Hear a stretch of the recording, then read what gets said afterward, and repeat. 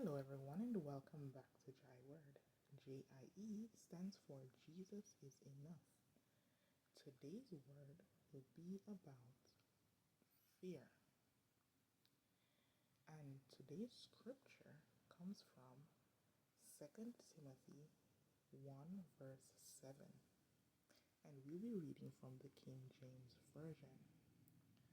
For God hath not given us the spirit of fear, but of power and of love and of a sound mind. For God hath not given us the spirit of fear, but of power and of love and of a sound mind. This word dropped in my spirit yesterday, and I immediately knew that I wanted to speak about it this morning. Oftentimes we fear the unknown, meaning sometimes we worry so much about what's to come, even though what's to come has not come as yet. And it makes no sense to worry about the future when we have no clue what's going to take place. We can plan for days, weeks, months, and years for a specific day or a specific time. And when it gets to that time, God had another plan for us and nothing goes according to plan. How many of us have planned for something and the plans derailed? Huh? I'm pretty sure a lot of us have been through that. It's just a part of life, right? We cannot stop we cannot stop the unexpected because it's unexpected, right? So why fear the future? Why fear the unknown? Why not move in faith that everything will work out in our favor? So many people, especially in these times, are going through a rough patch. And for example, let's say a bill is due next week, Wednesday, and we don't know where the money is going to come from to pay said bill. We worry, we panic, we try our best to fix it. We maybe look around our house to see what we can sell, or we try to go ask somebody for money, or we try to come up with the money by then. And sometimes, because we are in fear mode, no matter what we do, the money is not coming because we're panicking. You know, a lot of times fear drives away blessings. You know, instead of worrying, not saying you should sit back and be like, oh, the money is gonna fall from the sky by next week. I just know. Faith without work is dead, right? However, if you try to put your best foot forward and work diligently to be able to pay that light bill by next week, Wednesday, and while you're working, you're not working out of fear, but you're working out of faith, 9 times out of 10, you are going to be able to make the deadline. You are going to be able to obtain money to pay the light bill. But when you panic and you start to call around, borrow the money, you start to look in your house to see what you can get rid of. You start to, like it's like you're panicking while you're in fear. It's not, most of the times it never works. But if you sit down, you pray to God, you strategize and say, okay, this is how I'm going to do this, and you move in faith, the outcome may be different. A lot of us fear the unknown, and you never know. Just by you having faith and being diligent and working without panicking, that opens up the doors for some unexpected blessings to come your way. Who knows? Maybe somebody will just call you and say, um, listen, you've been on my mind, I would like to give you this. Or maybe the thing that you're working on to be able to pay the bill, something goes through.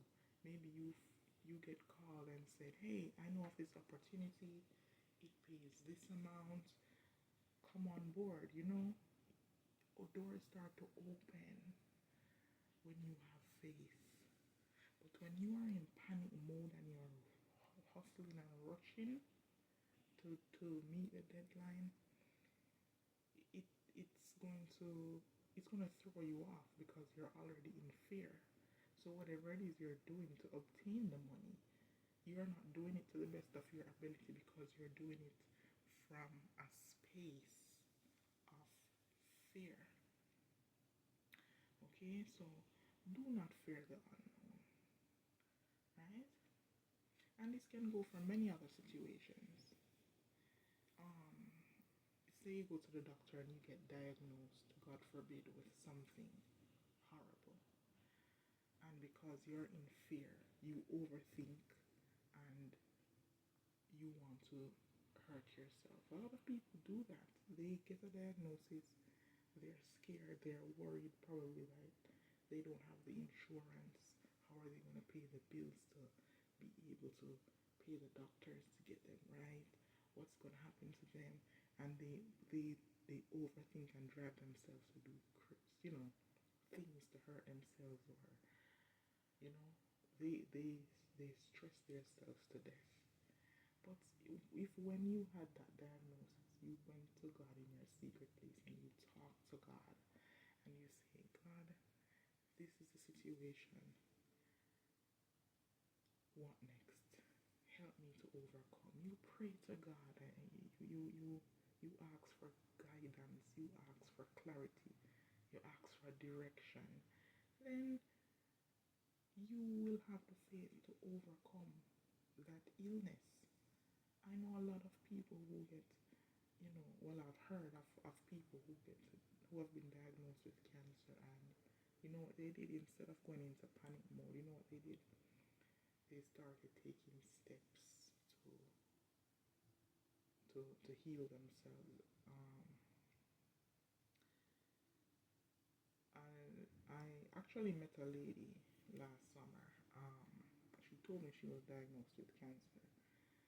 They told her she had a very slim chance of living because the cancer had been developed so much already, and her chances to live were very slim. And she changed her life around. She completely stopped eating certain foods and she took on a more natural diet, only eating things from the earth, like vegetables and all of that. She completely did that. And she mostly fasted. She said she fasted a lot. She went for days without food. She prayed and she was cancer free. Even the doctors who told her she only had a very slim chance of living, even they were shocked because they said she was a dead woman. But because she didn't go into fear mode and immediately started stressing herself to put her further into sickness, she had faith, she prayed, and she did what she was supposed to do. She ate clean, and she just overall had faith. She operated in faith and not fear, and she was healed. So that is to show you, ladies and gentlemen, that fear is never the way to go. Fear is never the route to go. Operate from faith and not fear. Let that be your motto from here on out. Faith over fear, okay? I do want to thank you all for watching. I hope you guys got something from this word. I hope you are encouraged. And whenever you're feeling fear, just visit 2 Timothy 1 verse 7 and be encouraged, okay? Thank you all for watching. This was Jai Word. Remember, JIE stands for Jesus is enough. Don't forget to hit the thumbs up button and subscribe if you haven't done so.